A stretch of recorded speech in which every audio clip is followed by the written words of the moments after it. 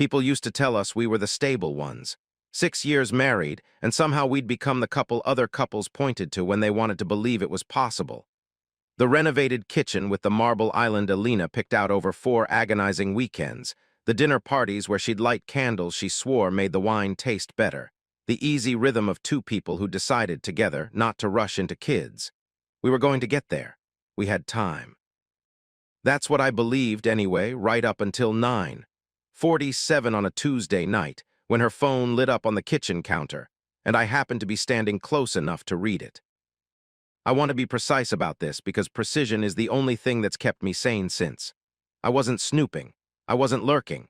I was rinsing a wine glass at the sink, 4 feet from where her phone sat face up, charging the way it always did. The screen woke itself for a notification, no swipe, no passcode, just the preview banner doing what preview banners do, a name I didn't recognize, Tyler.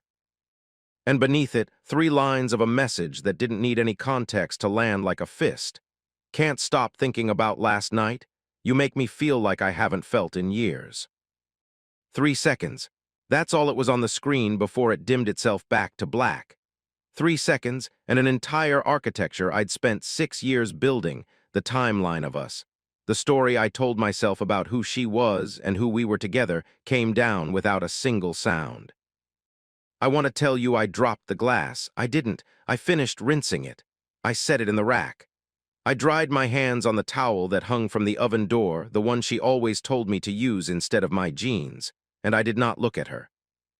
This is the part people don't understand about men like me, men raised by fathers who treated emotion as a leak in the hull, something you patch quietly, alone, before anyone notices the boat is taking on water. I didn't yell. I didn't confront her with the phone in my hand, didn't demand she explain who Tyler was or why he was thinking about last night. Some primal, calculating part of my brain, a part I didn't know I had until that exact moment, understood instantly that the second I reacted, I lost. I'd be handing her 3 seconds of warning to build a story, and 3 seconds is all a smart liar needs to start one. So I didn't react. I asked her if she wanted the last of the wine. She said no, she had an early morning. I said good night. I kissed her on the forehead, the way I always did, lips against the same patch of skin I'd kissed 1,000 times before, and I felt absolutely nothing move beneath my own ribs except a kind of cold, focused arithmetic beginning to run. I lay next to her that night and listened to her breathing even out into sleep, and I understood with a clarity that frightened me a little that I was no longer the same man who'd gone to bed the night before. Something in me had reorganized itself around a single objective, not confrontation. Not an explosion of grief and rage that would feel righteous for an hour and accomplish nothing. I didn't need a scene. Scenes are for people who want to be believed. I needed something colder and more permanent than belief. I needed proof. What? I didn't sleep. I lay there counting her breaths instead, and somewhere around 2 in the morning I got up, went down to the den, and sat in the dark without turning on a single light, because I didn't trust my own face yet. Didn't trust what it might be doing without my permission. The mind does something strange when it's been broken open like that. It doesn't just sit with the wound. It goes hunting backward through every memory it has, looking for the moment the wound actually started, because some part of you refuses to believe it happened all at once. And once I started looking, I couldn't stop. The late nights at the office that had crept from once a month to nearly weekly over the past year. The new perfume, something warmer, more expensive than what she usually wore, that I'd complimented her on in March without thinking to ask where it came from. The way she'd started angling her phone face down on tables, a habit so gradual I'd absorbed it without ever consciously registering it as a change. I'd noticed everything and understood nothing, because I hadn't wanted to. That's its own kind of guilt, and I sat with it that night the way you sit with a stone in your shoe you're too tired to stop and remove. By 4 in the morning, I understood something about myself that I think had always been true and simply never been tested. I was a man built for discipline, not for combat. My father didn't raise me to throw plates or scream in driveways. He raised me to absorb a blow, go quiet, and solve the actual problem instead of performing the feeling of having won. I used to think that made me passive. Sitting in that den, I realized it made me dangerous in a way Alina had no reason to expect. B. Echoes here is the thing about confrontation, the screaming, the accusations thrown across a kitchen at midnight. It doesn't get you the truth. It gets you a performance of remorse or a counterattack or tears that may or may not be real, and by morning she'd have had hours to rehearse a story that bent just enough to survive. Confrontation hands the liar the floor. I wasn't going to hand her anything. I was going to build something she couldn't talk her way out of, something with dates and names and a recording instead of his word against mine. Her word against mine. Documentation doesn't cry. Documentation doesn't beg. Documentation just sits there being true. At 6 that morning, Wednesday now, though it still felt like the same unbroken night, still raw, still hollowed out, I called Jacob. He picked up on the second ring, sounding more awake than anyone has a right to at 6 in the morning, which I suppose is just what 12 years working ER shifts does to a person. He'd learned long ago that the phone ringing early never means good news, and he'd learned to meet bad news head-on instead of flinching from it. "I need a favor," I said. "I can't explain everything yet. I need you to trust me on this." There was a pause, the particular kind of pause that comes from a man recalibrating his entire morning around the tone of your voice rather than your words. "Is Elena okay? Are you okay?" "I will be," I said, and even as I said it, I wasn't sure it was true. "I just need you to be free Thursday evening. I'll explain everything before then. I just need to know you're in." "I'm in," he said, no hesitation, the way he'd say it to anyone bleeding out in front of him. He didn't know yet how literally that would turn out to apply. What? The days that followed taught me something about myself I'm still not entirely comfortable with. I'm good at this. Not the betrayal part, the methodical part. The part where you take an unbearable feeling and convert it into a spreadsheet. I didn't snoop the way I imagine most people snoop in this situation, frantic, emotional, scrolling through old texts at 2 a.m. with my heart in my throat, looking for the worst possible interpretation of everything. I treated it like a project with a deliverable.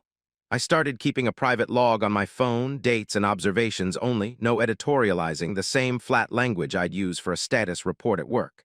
Monday. Elena worked from home, said she had calls until 6. Left house 1:40 p.m., said she was running to the store. Returned 3:15 p.m., no shopping bags. I wasn't drawing conclusions yet. I was just collecting points, the way you collect points before you let yourself draw a line through them. I learned Tyler's name properly, not from her phone, which I never touched, but from a comment one of her coworkers made in passing at a happy hour I almost didn't go to, mentioning a Tyler from the gym Elena had been telling people about. I filed it away. I noted which days she worked from home, which days her schedule had the kind of flexible gaps that would let someone slip in and out of our house in the hours I was usually at the office. I never once let her see me piece any of it together. That was the hardest part, harder than the discovery itself in some ways, sitting across from her at dinner, watching her cut her chicken into the same neat, deliberate pieces she always did, asking me about my day in the same warm voice she'd used for 6 years, and answering her normally, telling her about a client call, asking if she wanted to watch something after dinner.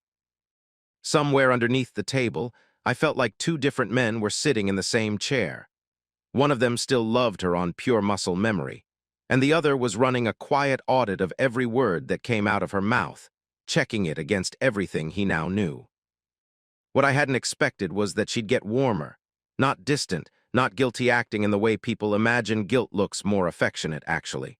She started reaching for my hand at the table again, something we'd let lapse months ago without either of us mentioning it. She told me unprompted that she felt lucky to have me. For one terrible, disorienting second, I wanted to believe her. I wanted it so badly I could feel the want sitting in my chest like a held breath. But I'd already learned not to trust my want. People don't become more affectionate out of nowhere unless something in them needs you to feel reassured, needs the temperature in the room to stay exactly where it's always been, so that nothing gets disturbed, so that nothing gets looked at too closely. I understood, watching her smile at me over a candle she'd lit for no occasion, that I wasn't looking at love.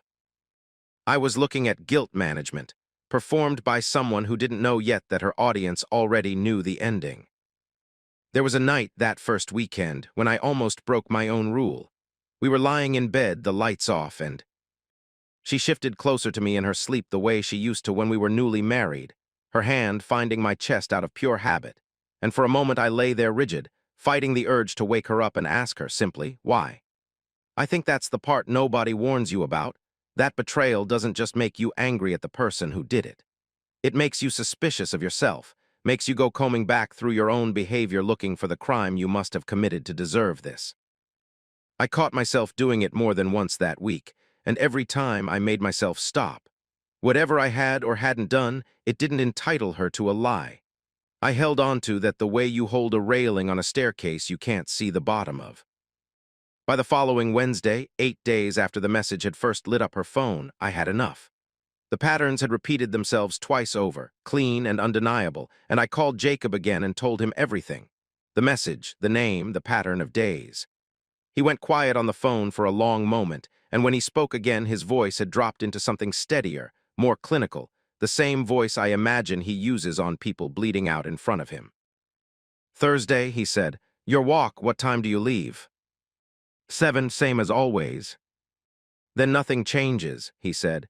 You leave at 7, I'll be watching the house. If anyone shows up, you'll know before you've gone 2 blocks. What? Thursday came, and the most important thing about that evening, the detail I clung to like a mantra as I tied my shoes by the door, was that nothing could look different. Not my face, not my voice, not the time I left. Alina was in the kitchen, half watching something on her laptop, and I told her I'd be back in 45 minutes like I told her every single evening of our married life. She said okay without looking up. 6 years of routine had built me the perfect alibi for becoming someone else entirely, just for one night.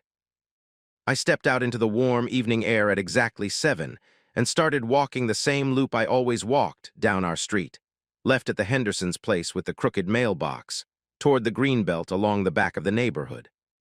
My legs knew the route without my mind being involved at all, which was good, because my mind was somewhere else entirely, counting heartbeats, waiting.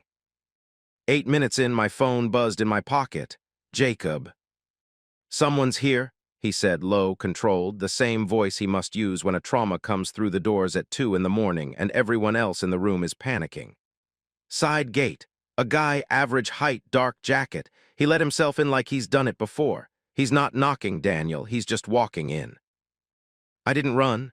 I want to be honest about that because I think the running is what people expect, the betrayed husband sprinting home in a blind fury. I didn't do that. Some cold, deliberate part of me understood that running would only get me there faster and angrier, with less control over what happened once I arrived, and control was the entire point. I turned around and walked back the way I'd come, at the same pace, my heart slamming against my ribs while my legs refused to give it anything more than a steady, even stride. Jacob was waiting on the porch when I got there, his face unreadable in the dark, phone already in his hand. Record, I told him quiet before either of us touched the door. Whatever happens, you record it, not for a fight, for proof. That's the only reason we're doing this. He nodded once and started his phone recording, and we went inside together, the front door easing shut behind us with the same soft click it always made. The house felt different already, warmer somehow, lived in a way that had nothing to do with me. We didn't call out. We didn't announce ourselves. We moved down the hallway toward the guest bedroom, and that's when we heard it, voices, low and unmistakable, a laugh that was unmistakably hers threaded through with something I'd never once heard directed at me in 6 years of marriage. I won't describe what we heard beyond that. I don't need to, and frankly, I don't want to relive it in more detail than I have to. It was enough. It was more than enough. 20 seconds of audio, dated, time-stamped, located inside our own house, was the only evidence I would ever need for the rest of my life. Jacob stopped the recording. He did it deliberately, a clean cut, because we both understood without saying it aloud that what happened in the next 60 seconds wasn't evidence anymore. It was consequence, and consequence doesn't need a camera. I opened the door. I won't dwell on the scene itself, the scramble. A man named Tyler who was younger than I expected and considerably less composed, grabbing for his clothes, mouth working through the first syllables of an excuse that never finished forming. I told him, in a voice so level it surprised even me, that he had exactly 2 minutes. to leave my house, and that if he ever set foot near it again, the next conversation would not be this calm. He left. He didn't argue. I never touched Alina. I want that on the record as clearly as I can put it, because I know how this story could go in someone else's hands, and that is not the man I am. I stood in the doorway and told her in the same level voice to pack a bag. Tonight. I didn't ask her to explain. There would be time for questions later in places where her answers would actually matter, to a judge, to a lawyer, to her own parents. Not to me, not that night. She tried to speak twice. Both times I simply repeated myself, pack a bag, until she stopped trying and started packing. I stood in the hallway while she did it, and somewhere in the strange, hollowed-out quiet of that house, I understood that the 20-second recording sitting on Jacob's phone was worth more to me than any scream I could have let out, any words I could have hurled at her face. The recording didn't need me to be believed.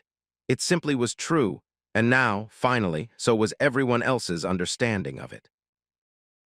She went to her parents that night, and by the following afternoon, a version of events had begun circulating that bore only a passing resemblance to what had actually happened in that hallway. I heard it secondhand, the way you hear most things in a family that's already chosen its side before the facts arrive. Alina had told them I'd overreacted, that Tyler was just a friend from the gym who'd stopped by, that I'd burst in and made a scene out of nothing, jealousy and paranoia I'd apparently been nursing for months. It was an impressive piece of architecture, that story. It had just enough truth in it to be plausible to people who already wanted to believe their daughter wouldn't lie to them. Her father called me 2 days later. I'd always found him a faintly condescending man, the type who'd built one successful business 30 years ago and never let anyone forget it, who'd treated me for 6 years, like the safe, reasonable choice his daughter had settled on, competent, predictable, a little dull, the kind of son-in-law you don't worry about because you assume he'll always be the one to fold first. His voice on the phone had that same easy condescension in it now, the tone of a man who believed he was about to talk sense into someone. "Daniel," he said, "I think there's been a real misunderstanding here. Alina says you completely blew this out of proportion. I'd like us to sit down, the four of us, and just talk this through like adults." I didn't raise my voice.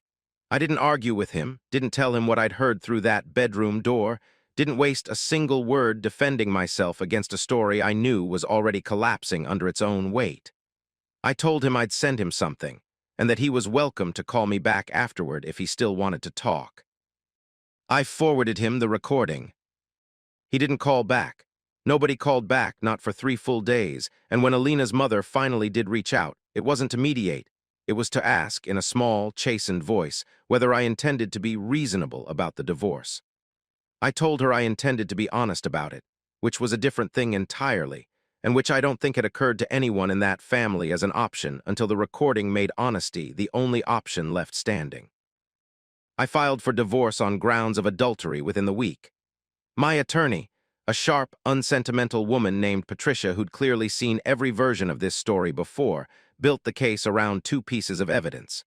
The message, time-stamped and screenshotted the night it arrived, and the recording, 20 seconds of audio that needed no interpretation at all.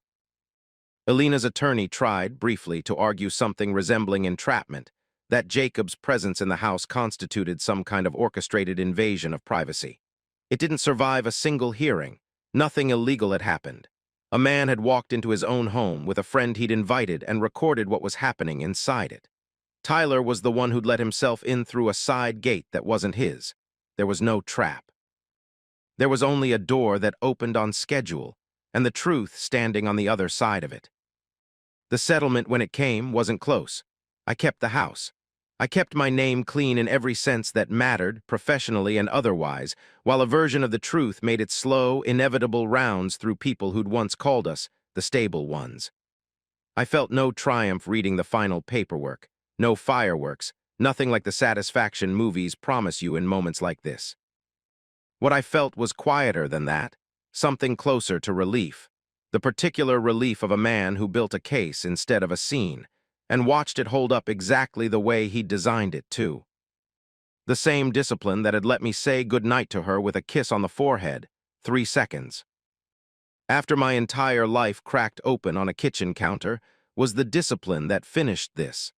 I never once had to raise my voice for anyone to hear me. Her parents called 4 months after the settlement was finalized.